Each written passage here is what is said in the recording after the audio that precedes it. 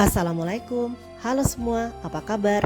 Jumpa lagi dengan saya Oya Mulfi yang masih ceritanya nih seputaran perjalanan ketika saya berkunjung ke Paris.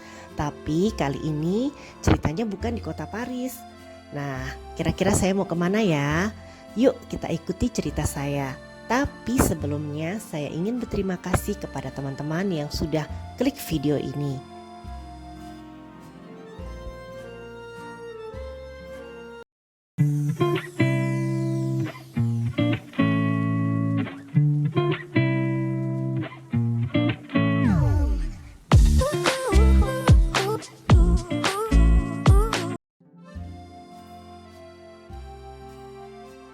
Saat ini kami sedang berada di dalam kereta dalam perjalanan menuju kota Versailles.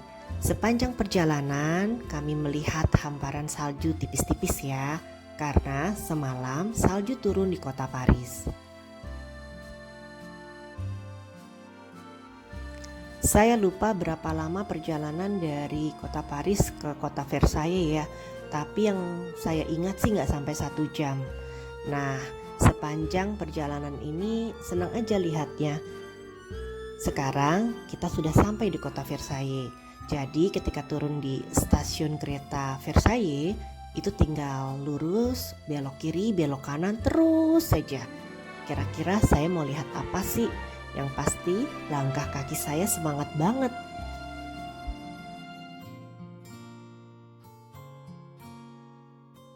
Semangat jalan kakinya pasti, karena tempat ini adalah salah satu yang saya ingin kunjungi. Dan untuk ke tempat ini pun juga kita harus pagi-pagi datangnya. Teman-teman bisa lihat nggak hamparan salju yang ada di atas rumput-rumput ini? Bagus ya. Kalau menurut saya Versailles ini ibarat kayak kota Bogor. Tenang, terus udaranya juga lebih dingin dari kota Paris.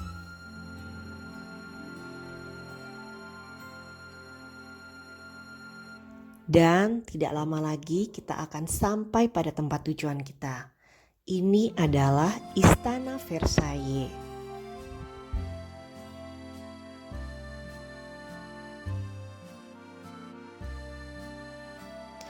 Kalau dalam tulisan bahasa Indonesianya itu tulisannya Versailles ya. Tapi kalau dibaca dalam bahasa Perancis itu Versailles.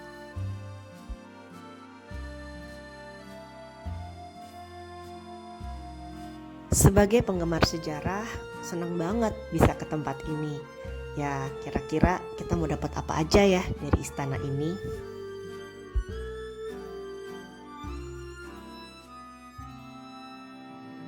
Istana Versailles adalah kediaman kerajaan Raja Louis yang ke-14. Lokasi Versailles ini ada di sebelah barat Paris.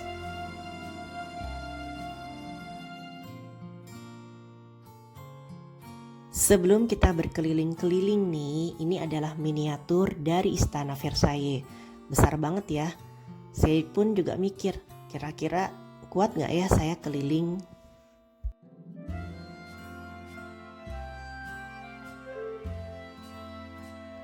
Istana ini dimiliki oleh Republik Prancis dan sejak tahun 1995 dikelola di bawah arahan Kementerian Kebudayaan Prancis oleh Badan Umum Istana Museum. Sekitar 15 juta orang mengunjungi istana, taman, atau kebun Versailles setiap tahunnya. Jadi gak heran dong kalau tempat ini adalah salah satu tempat wisata paling populer di dunia.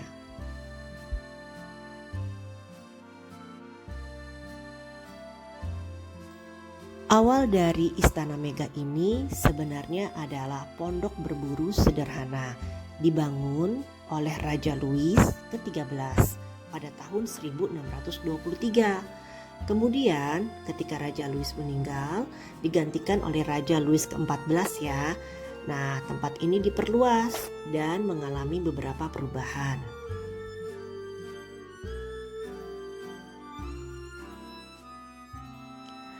Sekarang kita akan memasuki bagian dari istana. Nah, dimulai dari sini nih, dari tempat souvenirnya. Bagus-bagus sih, cuma harganya nihil, Bo.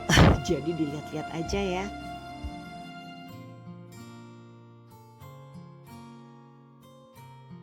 Dimulai dari awal ya. Jadi ruangannya tuh banyak sekali lukisan-lukisan yang bagus. Saya juga kurang paham sih ini lukisannya tentang apa gitu kan. Nah, saya sempat juga melihat dan membaca. Jadi banyak tokoh-tokoh kerajaan yang lukisannya dipajang di tempat ini.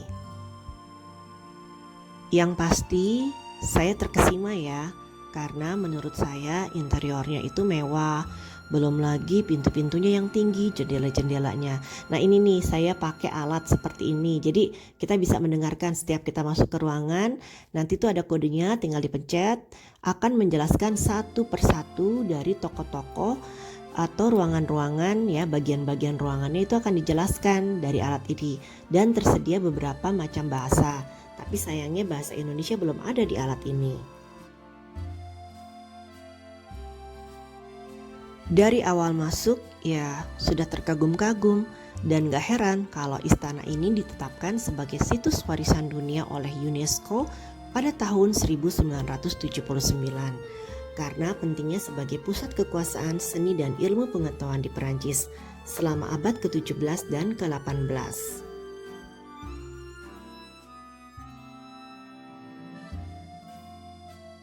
Pada tahun 1682, Louis ke-14 memindahkan pusat pemerintahannya dan pemerintahannya ke Versailles menjadi istana tersebut sebagai ibu kota de facto Prancis. Keadaan ini dilanjutkan oleh Raja Louis ke-15 dan ke-16. Nah, di Raja Louis ke-16 inilah yang paling disorot karena dianggap terlalu glamor dan menghambur-hamburkan kekayaan.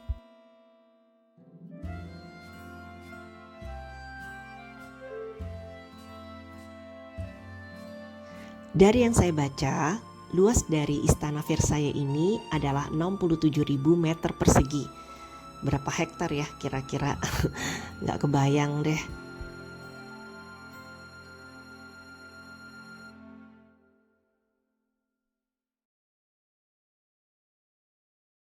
Kalau disuruh ngelilingi istana ini ya, seharian bisa nggak ya? Kalau saya sendiri sih pelan-pelan aja sambil menikmati lukisan yang banyak banget terpampang di setiap ruangan. Plus kenapa ada lukisan ini ada sejarahnya.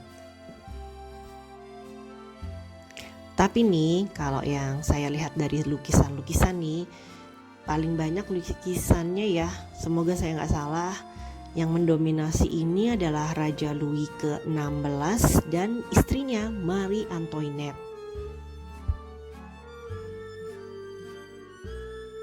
Di tempat ini memang karena banyak ruangan kita harus jalan, naik tangga, melewati ruangan-ruangan dan tempatnya memang nggak membosankan sih. Jadi menurut saya memang walaupun capek terbayar ya. Nah dari tempat ini kita bisa melihat keindahan Taman Versailles. Katanya sih kalau musim semi dan musim panas taman ini sangat cantik.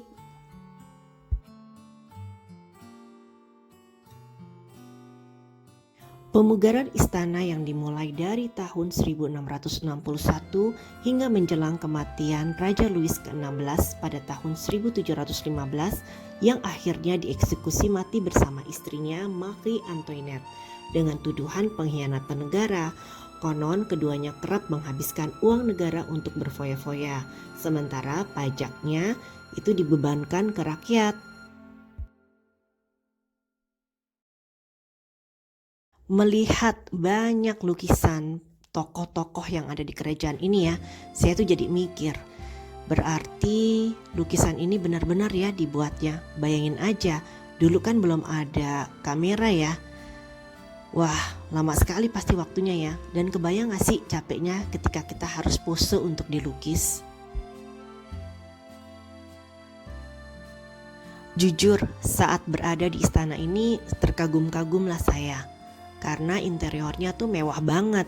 Nah, interior ini bisa disebut dengan nama barok dan tentu saja ukurannya itu besar adalah barok. Jadi jika seseorang mendefinisikan barok itu apa sih? Ya bisa dibilang sebagai sesuatu dramatis dan luar biasa. Tapi beneran emang ini luar biasa tempatnya.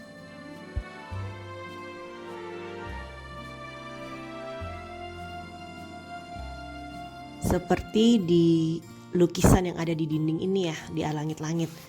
Saya jadi mikir gitu loh, ini zaman dulu bikinnya kayak gimana ya, bisa seperti ini.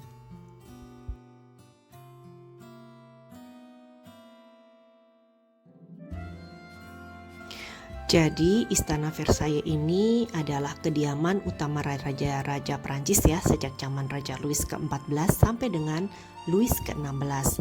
Dihiasi oleh beberapa generasi arsitek, pematung, dekorator, dan arsitek landscape. Bangunan ini memberikan Eropa model kediaman kerajaan yang ideal selama lebih dari 1 abad. Bisa dibayangin kan, ideal selama 1 abad. Lama banget ya.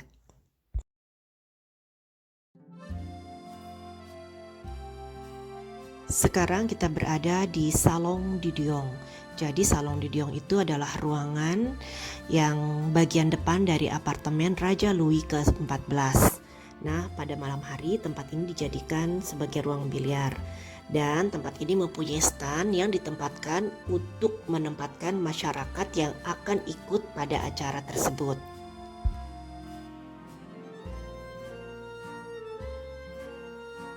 Kita beralih ke ruangan selanjutnya. Ini adalah kamar tidur dari Raja Louis ke-16. Nah, kamar ini kita bisa lihat didominasi oleh warna merah dan emas. Terlihat sangat serasi dan penuh dengan lukisan-lukisan yang indah, dibagi menjadi beberapa panel. Di istana ini ada juga tempat yang dinamakan Hall of Mirror, atau bisa disebut dalam bahasa Indonesianya adalah Aula Cermin. Jadi, Aula Cermin ini adalah suatu ruangan yang berfungsi sebagai tempat menunggu dan bertemu. Bisa digunakan untuk upacara atau acara pernikahan dan hiburan. Bisa juga untuk resepsi diplomatik. Ruangan ini sangat besar, mewah, dan penuh dengan lampu-lampu yang indah. Hall of Mirror ini merupakan salah satu area ikonik di Versailles yang dihiasi oleh 357 cermin.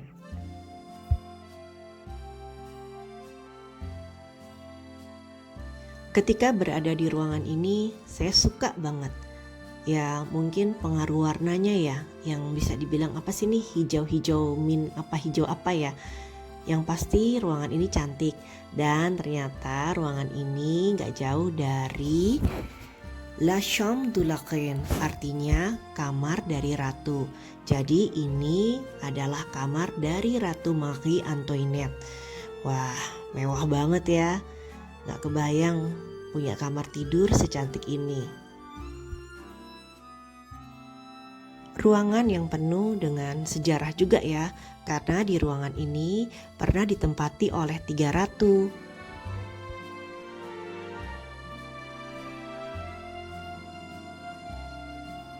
Selain kamar utama yang ada di dalam istana, istri Raja Louis ke-16, Marie Antoinette, juga membangun tanah miliknya sendiri yang disebut dengan The Petit Trianon, yang ia gunakan sebagai tempat peristirahatan pribadi. Jadi di tempat ini ada tamannya, ada aneka koleksi lusinan patung Dewa Asmara, ada juga teater dan area pertanian.